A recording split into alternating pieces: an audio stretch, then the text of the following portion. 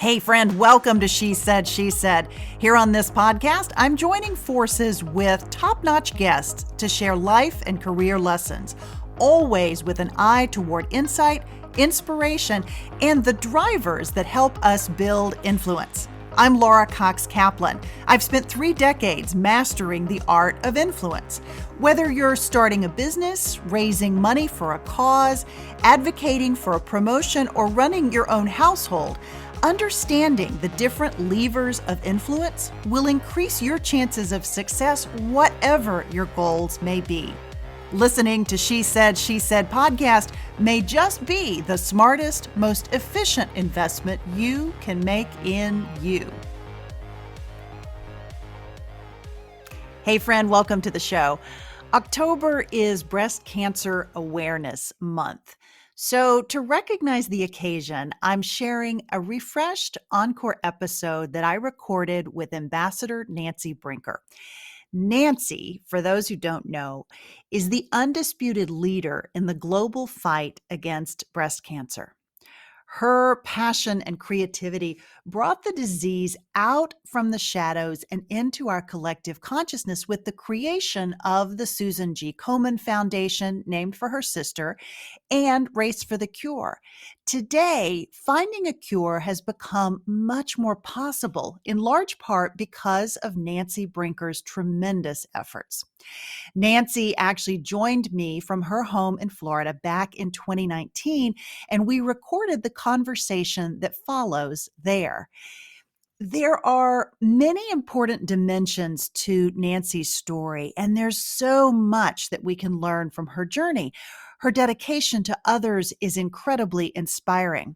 For those who are less familiar with Nancy's work, I've included a link to her bio in the show notes for this episode. As we think about influence and the levers that help us build and sustain influence, I want to highlight 2 important ones that stand out to me in the conversation that follows with Nancy. The first is the clarifying power of having a purpose and a mission that drives you. Now, in Nancy's case, it was a promise that she made to her sister, Susan G. Komen, which Nancy talks about in our conversation. Susan's name, of course, is now inseparable from the mission to eradicate breast cancer. The second particularly important element is the power of story and understanding how story can galvanize others around your mission. When you hear Nancy talk about her work, this theme of story and its importance to her influence comes through so clearly. I also love how Nancy talks about how she learned the power of story from an early mentor, the late Stanley Marcus, who of course was the founder and former CEO of the Neiman Marcus department store. Nancy also shares some great lessons on not taking no for an answer, but I'm going to let her do that in our conversation. You know, friend, I try really hard not to pick favorites among my guests and the episodes on this podcast. But this conversation with Nancy Brinker is one that continues to inspire me, and I hope it will do the same for you. And if you're like me and have trouble making time for that mammogram, this month's focus on breast cancer awareness and this conversation with Nancy Brinker are 2 really great reminders. Do it for you and do it for the ones you love.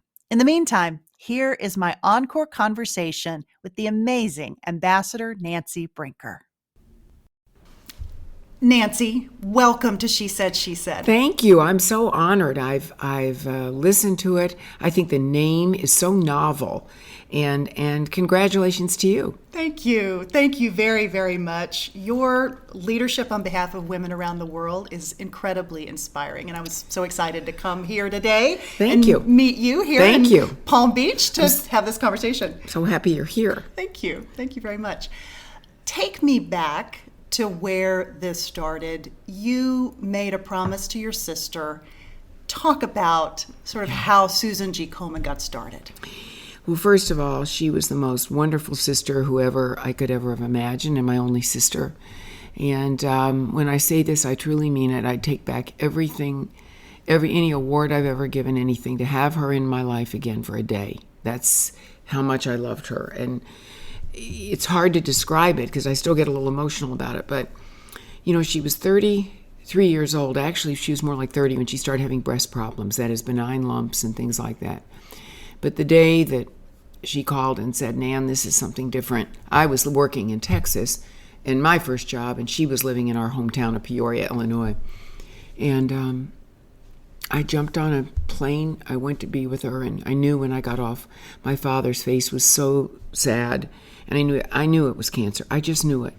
And I also knew how she was going to react to it, because when we were little girls, we had visited my Aunt Rose, who was our aunt, who was our great aunt, who had a breast cancer in the 50s, and it was treated with cobalt and a radical Halsted mastectomy, which left a woman scarred, and she wore a heavy corset, and yet she was the most cheerful person you've ever seen. I saw it as a glass half full. My sister saw it as a glass half empty. And I knew when I looked at her face that day, when we saw my aunt, kind of quite by accident, getting dressed, I knew if she ever had a problem like that, she would never get through it because of where her mind was. She was a few years older than I, so that she was not a baby. She was a baby boomer, but she was in a different generation.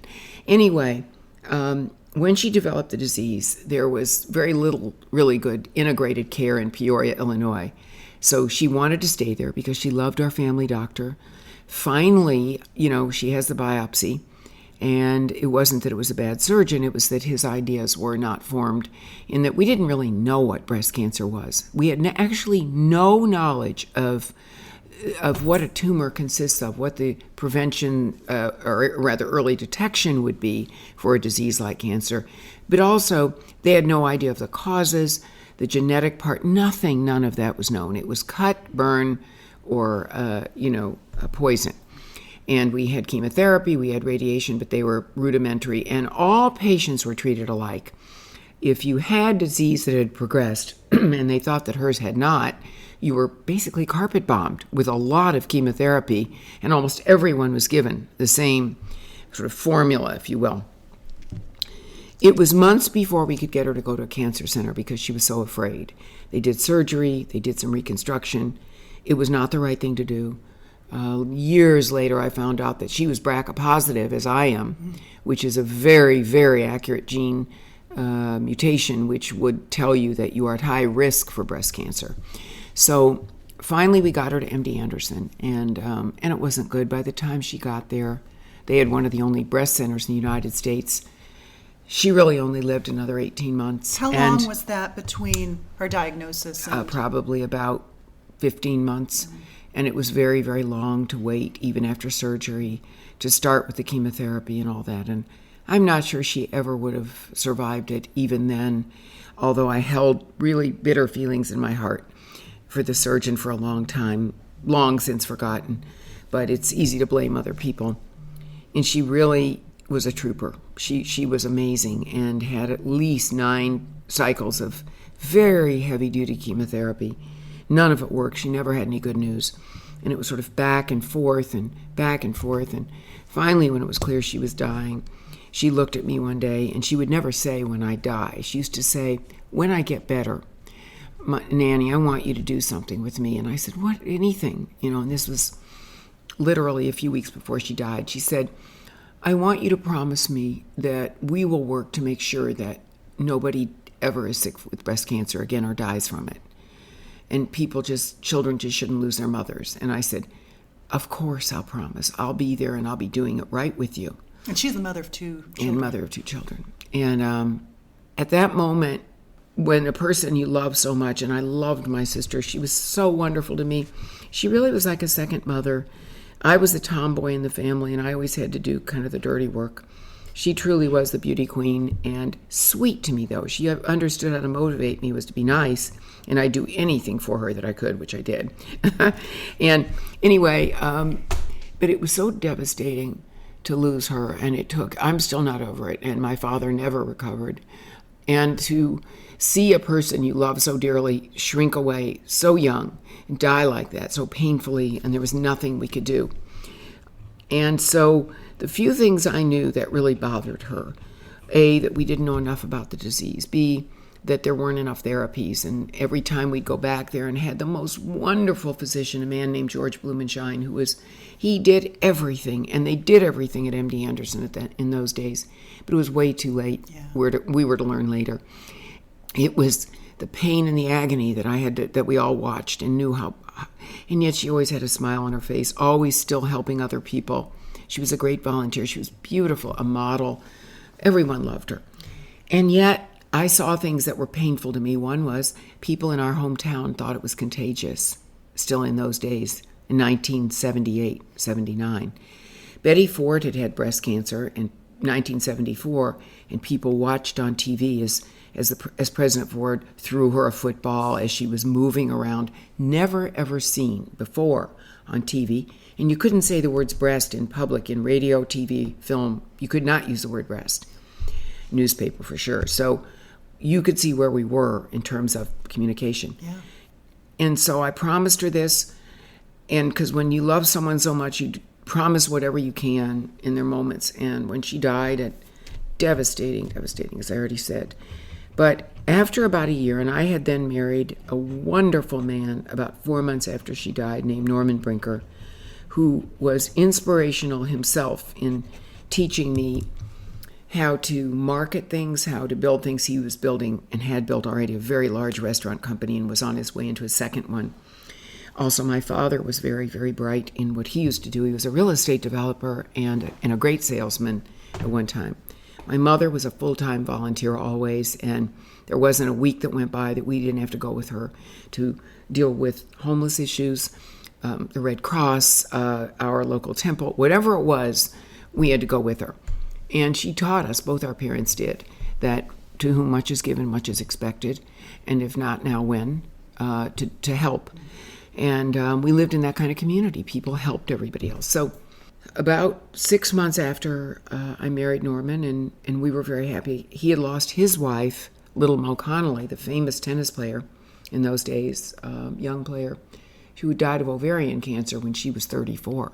So he was very sympathetic of this. And one day I got a group of women in our living room in Dallas, Texas, and said, you know what? We are watching Friends, and we all knew women who had died, and we never found out what they died of, but it was as if they had vanished quietly. And we knew what that was. And I said, we're talking about a disease that we call the Big C. We can't even talk about it. We have to cure it.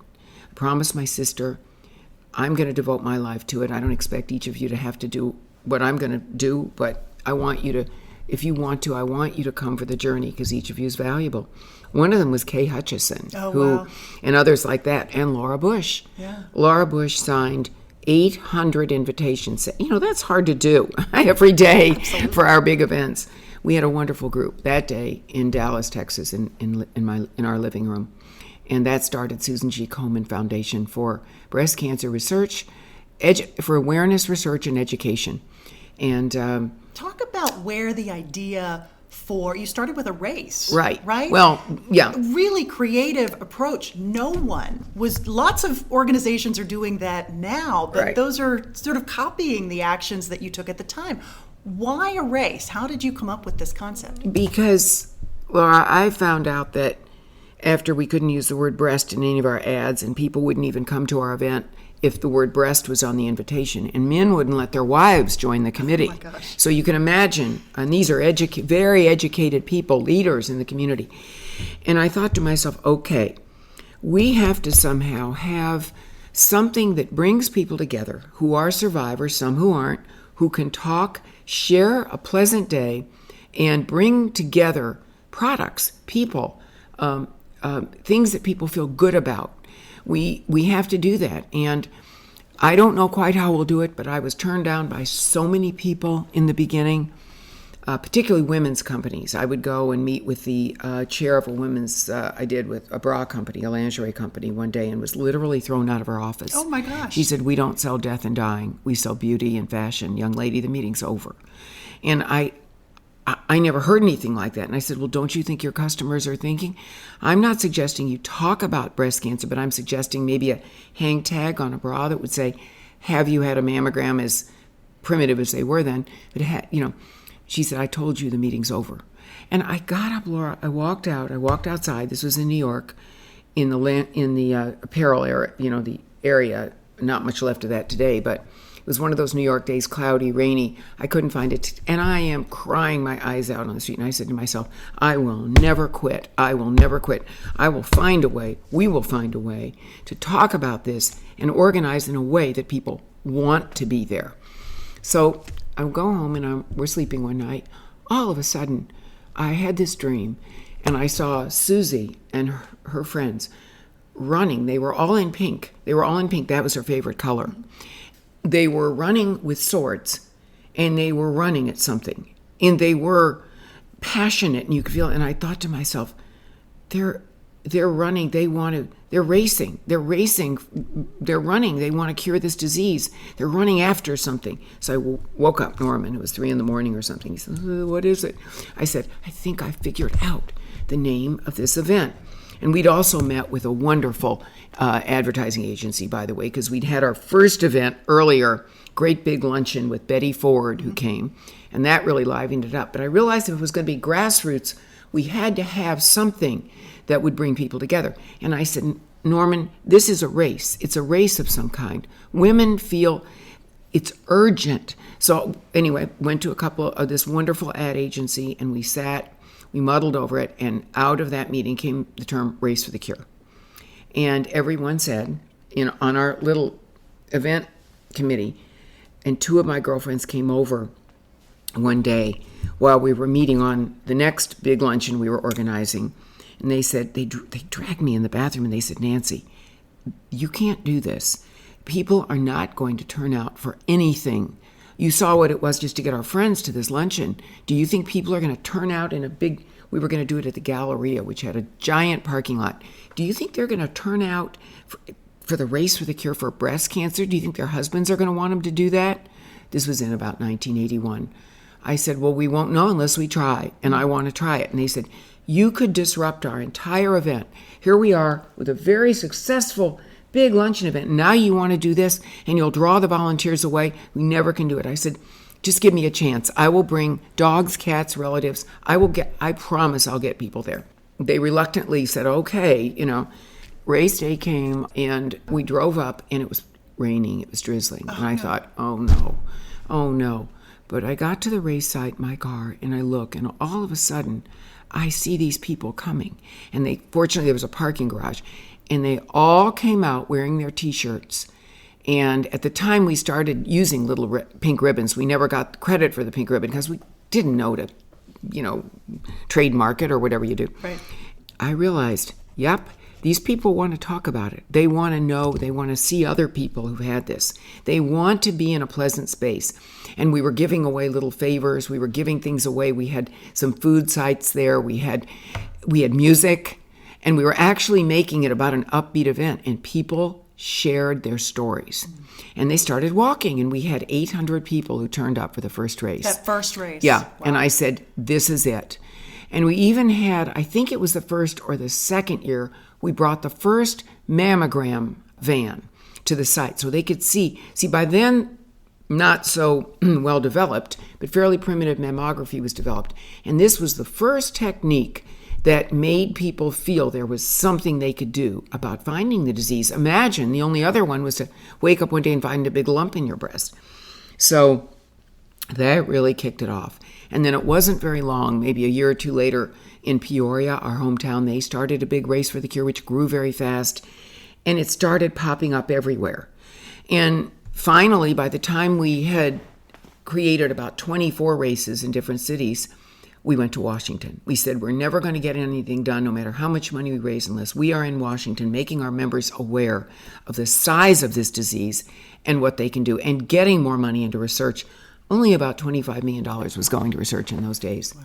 We did, and when we showed up, 7,000 of us running around the Capitol, you can imagine what they thought. I mean, it was like, what? Yeah. What do these women want? And Marilyn and Dan Quayle chaired the first race. Marilyn had lost her mother to breast cancer.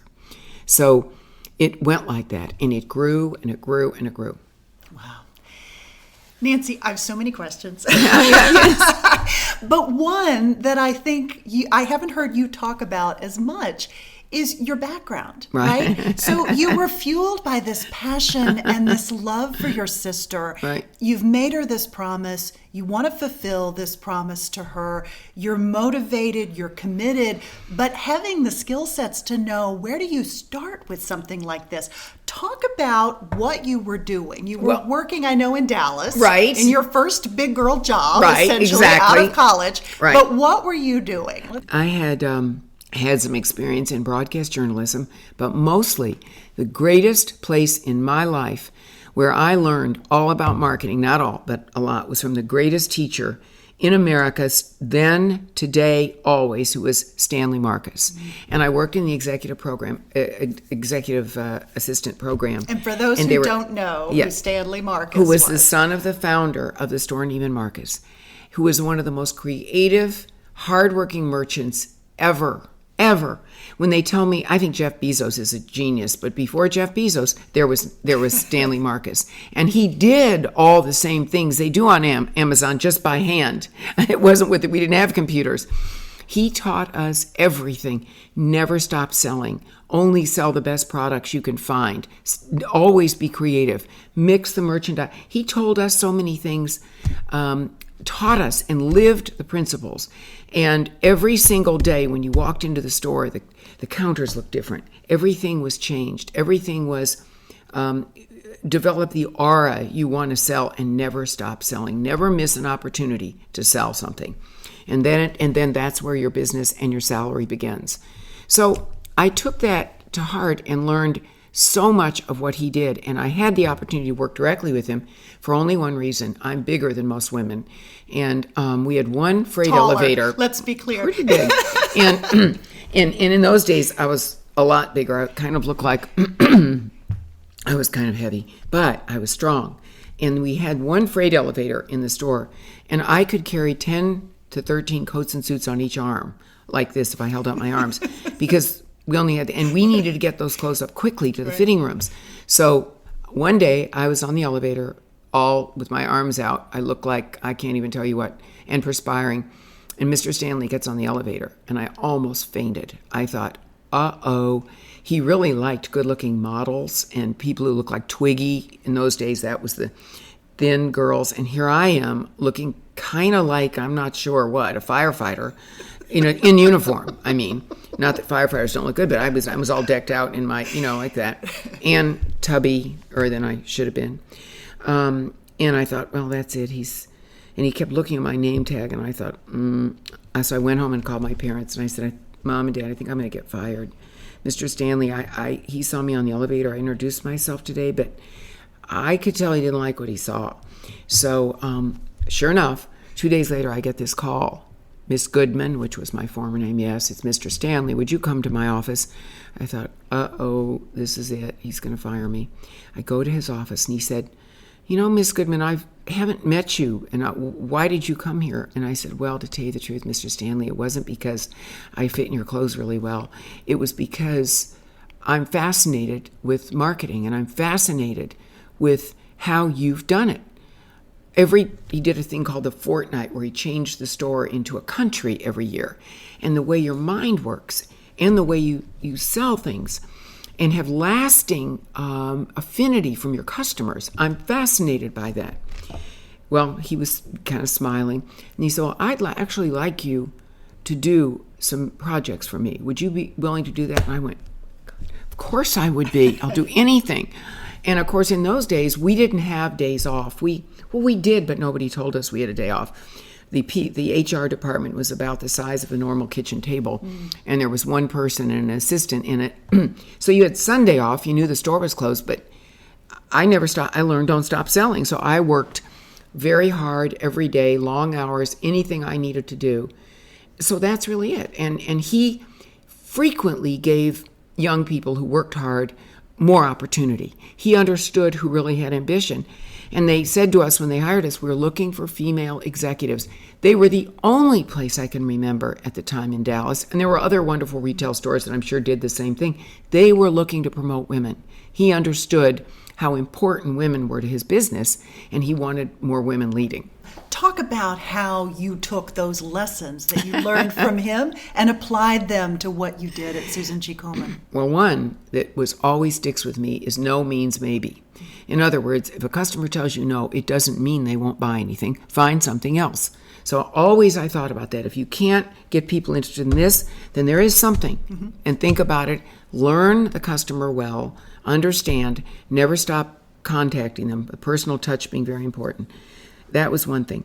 And then make people tell a good story. Always tell a story over and over and over again about anything you're going to sell or be associated with or want people to understand. Why is that important? Because you have to have, people have to feel personally attached to what you're doing. Find a way to do that. And if you tell a real story and it was touching to you and pulls your heartstrings, chances are it will somebody else's. And hone the story in a way that you can tell it under a minute and you can make other people relate to it because they have a story. And find out what their story is. Very, very important. And never stop telling the story. I don't care how many times you told it. Over and over and over. Because then you will create people. It becomes a mantra. And it also becomes the core mission of whatever you're doing. Everyone else will tell the story. And it has to, of course, be relatable to everyone. So it isn't just about me. It's a story that all of us know, and we need to remind ourselves every day. And of course, for that, you look at the Bible, still the most popular book in the world.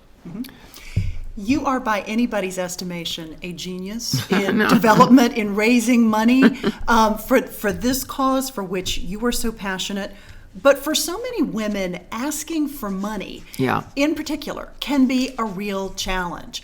Talk about and you've sort of incorporated a lot of what you learned from Mr. Stanley into that. But talk about your thoughts on raising money and how you can get over what seems to be an anxiety for an awful lot of people. It is a huge anxiety, and actually, I'm not comfortable to this day asking for money. I don't like to ask people for money. What I like to do is ask people to join my dream, and that's what my husband Norman taught me. Ask people to join your dream and make it their dream. And then they will give. Then there's nothing they won't do. I like to think of myself as a person who brings people in to a mission. And then they will do that. They will work for you. They won't have any trouble doing that. We had an employee at Susan Komen a few years ago who I really clashed with. And I think that was because she called me a fundraiser. And I said, you need to understand something. I'm not a fundraiser. I am a person who carries a mission in my heart all day long. And everyone in this room knows it. And because they know it, they know there's an authentic part there that they too like to be part of. People want to be part of a cause. And they want you to get them to where they believe the more they do, the better they'll be able to do. And there will be positive results. And they will have some responsibility in it. It really underscores that whole notion of understanding your why, why you're doing what you're doing, and how that helps to motivate other people, in addition to yourself. And understand why they're doing it. So that if you take the time to understand the person that you're dealing with and asking to join your dream, your vision, what is it they want and need out of their life? Don't just assume yours is what they want. But always, if the mission is a common problem, a common threat, and Americans are the most generous people in the world. Also, you have to understand that people in America respond to crisis. They're not necessarily, most people I know who are donors, prevention oriented. It's getting better in education and certain things people are beginning to think of now, and in medicine because we have more progress. But at the end of the day, Americans always respond to crisis. Yeah. I was astonished to read, I had never heard this until I started doing some additional research for this interview today, that you as a child struggled with dyslexia. Right. And in those days, it really was not diagnosed. Talk about that experience and how that shaped you. I mean, I think people are astonished when they hear that because there is no lacking for accomplishment in your resume. Well, it's, I'll tell you what happened. I never realized that I was as learning challenged as I am until I had my son, Eric. Mm-hmm. We have the exact same issues, only by the time he was a child and older child and we got him into a special school, and he just whipped right through it. I felt most of the time growing up, particularly because of the way schools were set up, which hadn't really changed since the Industrial Revolution, where the teacher sat in the front with a blackboard. Everything that is an anathema to a child who, while I read well, I wasn't comprehending it. Mm-hmm. And I had an auditory problem, a perception problem. I don't hear things unless I see things. It doesn't break through. And so in school all day, I found out that I was always doodling like this, and I was drawing pictures of what we were supposed to be learning. So if I could understand what the teacher was saying, to myself, I draw a picture so I would remember what he was saying. I knew I could learn in pictures.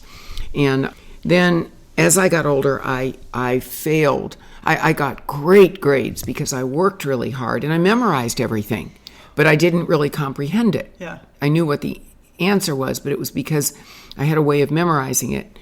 But I finally learned how to learn, and it was difficult because nobody understood that. And when I took the SAT test to get into university, I think I had the lowest SAT scores in Illinois at the time. And my parents were aghast, and you can imagine, devastated, because I was lucky enough to have the kind of father who thought I could do anything. Yeah. And he had a plan for me. He wanted me to go to law school, and then he wanted me to be a senator, a lawyer for a short period of time, and he wanted me to be a senator. That was his entire ambition for me. And I said, Dad, that would be great, but I'm sure I can't pass the LSAT. I couldn't pass the SAT and get anywhere other than the University of Illinois. They had to accept me because I had such top grades. But I was turned down everywhere else I applied. So you learn how you can learn, but it's difficult. And I think today, Laura, if I had had Netflix, Prime, and all these things, I would have learned so much more. I had a recent surgery and on my knee, and I was watching all those channels all day long, or the product, their information. And I was amazed at how much I learned. I set out before the surgery to relearn, to try to learn world history again, and all the wars and battles of World War I and II and the Civil War. So I spent the entire time, the 6 weeks I was healing, every day watching tons of programming, documentaries. And it was fascinating to me, and I thought, oh gosh, I wish I'd had that in school when I was growing up. From the standpoint of thinking about the impact of that struggle and how you've applied those lessons to your life, what impact do you think struggling with dyslexia had on your approach? That you always have to pat yourself on the back sometimes, because I always think out of the box from different people. I just do. I think differently. I always look at everything that's bad as an opportunity to turn it around, and then how to fix it. And that's the other thing you learn very quickly when you're always feeling like your nose is pressed up against the glass and your classmates are debating and they're getting it. They're getting everything and you're not. Therefore, your solution always is something different. It's like, how do I take this, what I do understand, and turn it into something that will help fix it, but not the way they're doing it. Yeah. And that's really, I owe that to this sort of disability. And then I learned to not be ashamed of it and not be afraid to say, I don't understand what you're saying to me. I need you to draw me a picture or do it speak visually so I understand what you're talking about. And then I used to be terrified of reading a bank statement, anything, because I knew, I still don't do that particularly well, but once I'm explained what is the business, what kind of profit are they looking for, how do they do that, what are better ways to make it happen, and then I can be very additive. And you learned how to make that work for you. You do, yeah. So I'd love for you to talk a bit about, you have taken on yet another project. You're still very involved with Susan G. Komen, of course, but you're now embarked on a more localized approach to addressing women's health and breast cancer in particular. Talk a little bit about your latest initiative. It's true. And the other thing I was going to say to you about being having some deficits in learning is that you become more intuitive sometimes about things. You feel things sooner than other people do. When I came back to Florida to live, and I've been here many, many years, we lived in Texas and Florida, and when I was a little girl, my parents brought me here. Very different state. People were coming to ride. They were coming here to play golf, ride horses, play sports, dog races, and whatever else they were doing. And there were a few million people living here, under 7 million anyway. And I got back here all of a sudden. In the last few years, Florida's become the third largest state. Now that people go, what? It is, population-wise, the third largest state. Now why? What do? Well, we have an odd sort of infrastructure. Our tax base is property tax based. So we don't have a state tax, and that's actually, I believe, good in some ways. And we also have a very weak infrastructure. Our roads, our highways, our schools aren't where they should be. And likewise, our healthcare. We have a very fragmented healthcare system, particularly in Central Florida, where I live. So there are miles and miles of places where we don't have healthcare. We now have maybe some emergency centers. We have lots of hospitals, but in this particular part of the state, we have lots of for-profit hospitals, which do not allow, their mission does not allow them to treat low-resource people or underserved people. So that's really tragic. We do have federally qualified healthcare centers, which President Bush was so powerful in that movement, as was President Clinton and as was President Obama. They all understood these are centers funded by the government, which provide primary care on a sliding scale, so that if a patient comes in, they don't have to go through a morass of having poor insurance and can't get a doctor's appointment. So they'll pay what they can, but many, many come there with nothing, and they're treated, but only for primary care. So now what do you do, and particularly in a disease like breast or cervical cancer, where your disease is detected, and then all of a sudden, where do you go? So this really has troubled me the last few years, because we have over 900,000 women living in this county, in Palm Beach County. Everyone thinks we're wealthy. We are, on the one road that goes up and down the ocean and the few roads next to it. And this small town of Palm Beach, there's a tremendous amount of wealth. When you go west, even 5 to 6 miles, all of a sudden, it becomes rural health. It becomes an environment that's nothing like what we have here. So it troubles me, and we have over 180,000 women of those 900,000 women that we have in our population who are at high risk for these diseases and have no care at all. So I've studied this a long time with Susan Komen, worked for 40 years building that organization, and decided we got to do something. One of the best ways to do it is to make sure you have patient navigators in your community who are community competent. So patient navigators are people who are somewhere between nurses and guides and social workers. And in this case, we wanted to bring on people who lived in the particular community. We have a massive amount of diversity in this county. We have everything, plus many of the people who've come here due to the storms. Puerto Ricans, Cubans, Bahamians, Guatemalans, Venezuelans, you name it. We have a large African American community. We have a large Native American community. We have everything here, each with their own disparities. So being a part of helping increase the survival rate of breast cancer by almost 40% from 1989 to 2014, I said to myself, there's something wrong here. And what's wrong here? 2 things. In 1971, when President Nixon signed the War on Cancer, we promised to have this disease cured. Well, but we also promised to be able to translate and transfer the intellectual capacity of what we had learned in research, that is finding products, medicines, and devices to treat the disease, ways to help people diagnose it early, to our entire population, not just to people who had insurance coverage. So that's one problem we have. And the second problem we have is that we have a tremendous lack of education. And so we have got to spend a lot of time educating. And so that's what we've done. We call it the Promise Fund.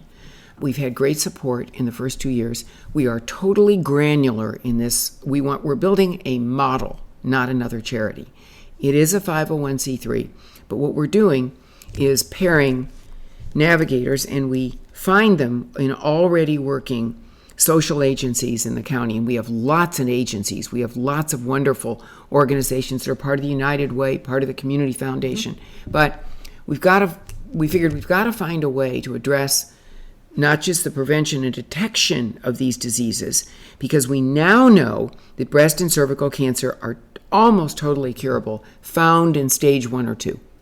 And what are we doing? We're letting them progress because there's nowhere to treat patients. Then the malpractice attorneys could jump out. If a patient dies of these diseases that should have been detected, and we do not have tort reform in this state as they do in Texas. Right. That would be a very intelligent thing to have tort reform and make sure that no physician is sued for helping a patient. I think they have that law. And so that's what we're doing. The model is we are hiring the navigators from the communities where they live. We are finding navigators who work in already established agencies, and we grant the agency a grant so they will do the work that we need to do, because we don't want to create more overhead. We don't want an office. We don't need a lot of equipment. We need people who communicate, virtually now. Yeah. Because of technology, we're able to do this. And each navigator has a piece of, has an iPhone or a device, as does almost every person who almost has no resources, has access to a device. So our navigators then are able to do programs in the communities where they speak the language and educate people, become in contact with them if they're ill, and direct. And just what they do, they navigate them to the care there is. And of course, the problem comes in is for those where there is no care. That's why we are also funding work at the federally qualified healthcare centers, because we want them to have the facilities for patients to go to be treated. One of our first corporate partnerships is with Uber Health, because they understand how important transportation is. And we're dealing with social barriers. So we're not just dealing with the disease itself, but all the social determinants around it. A patient who is of very low resource oftentimes loses their home because of the cost, can't feed their children, can't get back to their job. So those actually sound like little things, but they're big things in the life of someone. So we're dealing with those as well. And as we build this model, we want everybody in the world to replicate it, because it's built on philanthropy, it's built on the assets we get from the property taxes that we can, and all the organizations already giving grants in the community. And it's really a pulling together and assembling of resources with a plan to direct people to care, good care, so that we can help them get back to a healthy life. Yeah, it's a really, really smart extension of a partnership model. Exactly. Right? That is incorporating all of these different sectors. That's exactly what we're doing. It's amazing. And we don't want a national charity. We don't want that overhead. We want to do the direct service ourselves. Mm-hmm. And what's so exciting to me, Laura, is that the people who get involved in our work love it, because it's roll up your sleeves and you can do it at home, you can do it anywhere. It's a little bit like a giant Tupperware party without the Tupperware. It's amazing. We get people together, we get them on a path, we make sure they're okay, and the navigator doesn't stop there.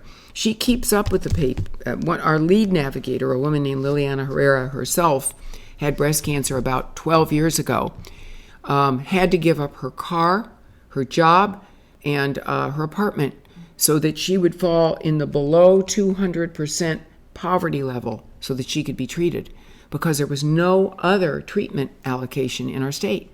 That's unacceptable. And she had to live in a warehouse while she was undergoing treatment. And eventually she recovered. She now is back to work with us and others. And she tells her story so eloquently. And she is our lead navigator. And we now have, I think altogether, 6 or 7 in the community, and we're growing them every year. We're giving more grants every year. Yeah. Nancy, that's amazing. I want you to talk about, you're working on a new book, a follow-up to Promise Me, as I understand it. Talk a little bit about what's the focus of this book. The focus of the book is doing a social commentary on our National Cancer Program, which was founded in 1971 by President Richard Nixon and a panel of brilliant people who committed to launch the war on cancer. I was 21 or 22 years old. It was 50 years ago. Yeah. My co-author is a man named Eric Rosenthal, who's a very, very funny, brilliant writer and journalist, and who also has been following along the path of the cancer community as he worked at many cancer centers and has written and commented for years on all the big meetings, the advances made and those that not. And so we're taking the approach that we're going to be sort of armchair evaluators from our different perspectives of what's gone on in the whole cancer effort and how it has affected our population and where are we in that effort. And the biggest problem, as I see it, we both see it, are the disparities. So that as fast as we're curing people, or at least getting them to a stage of a long-term chronic disease, the curve is going to start going downward for all the disparities that are growing dramatically in the country, and we're not able to treat them or reach them. Yeah. This is your third book, right, that you've written. Fourth book. Fourth book. And I don't know how much your latest book will go into your personal experience, your experience with Susie, but in certainly Promise Me and also the book about the race. The race is run one step at a time. Exactly. You had to dig deep and really relive all of this emotion, which you do in telling these stories. But how hard was that for you in writing these books? It's hard because you really have to take it apart and make sure what you're saying is not just emotional, because you get emotional. I had a very difficult time going through issues with an organization that had attacked us in 2012.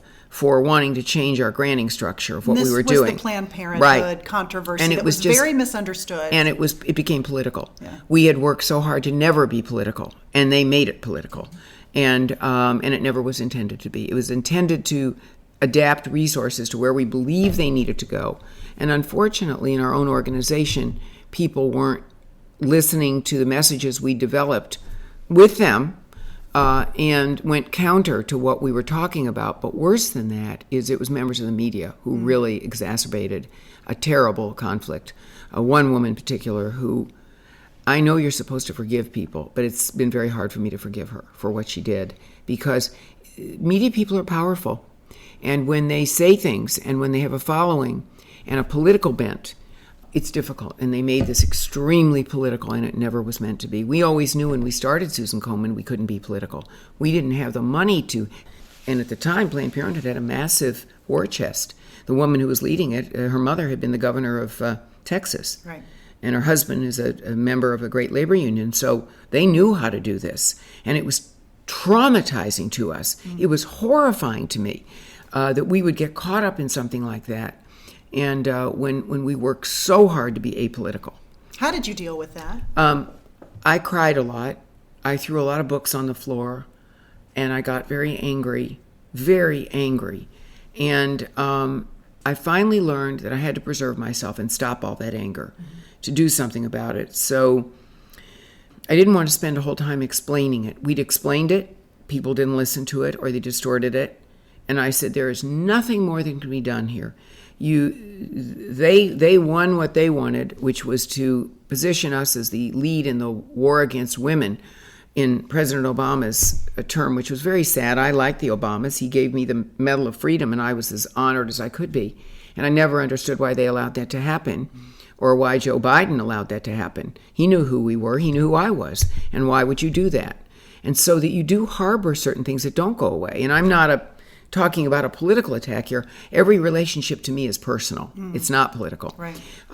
So I learned, I just went on. I said, I am not going to do this anymore. I'm going to go back to what I know how to do and do it. And whoever wants to criticize is going to criticize. And I'm going to spend the rest of my life doing what I know is the right thing to do. And that's all you can do. I pray a lot. I get up every day. I go to work. I work hard.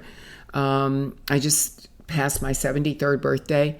I'm praying to God that I live as long as my parents, who live well into their 90s. I hope I do, and I hope I die working. That's what I want to do, and fix more things, and do what I know how to do. Because if you bend to the people who are criticizing you, a lot of the criticism isn't really of what you're doing.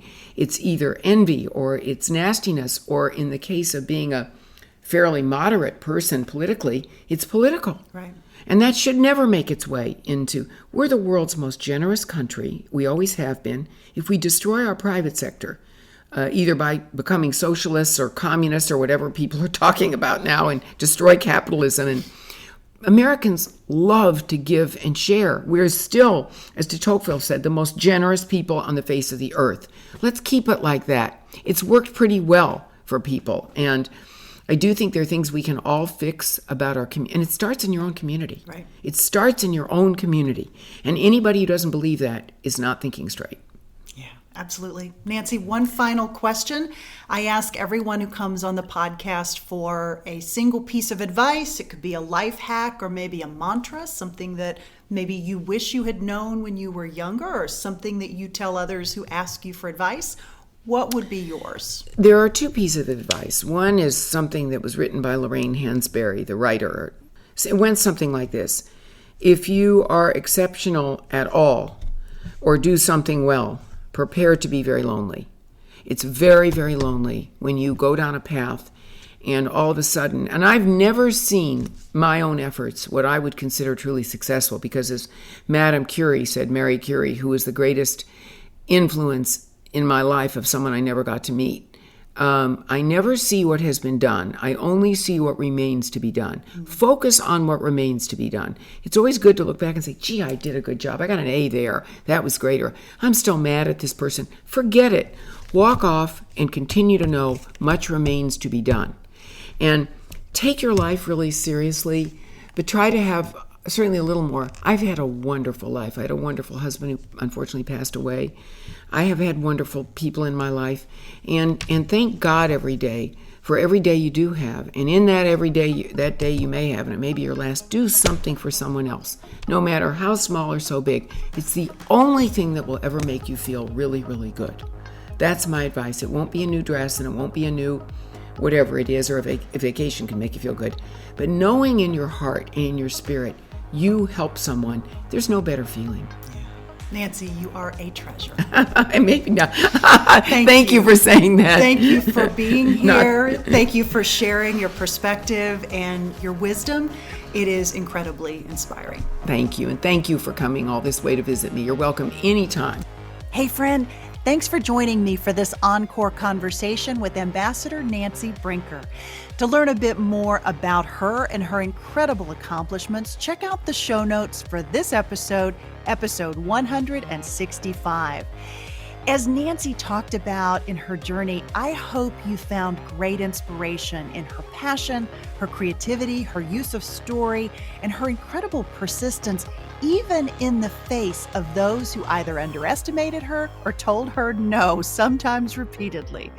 I'd love to hear what resonated most with you. You can reach me via the website at shesaidpodcast.com. You'll also find me at Laura Cox Kaplan on Instagram, Facebook, and LinkedIn.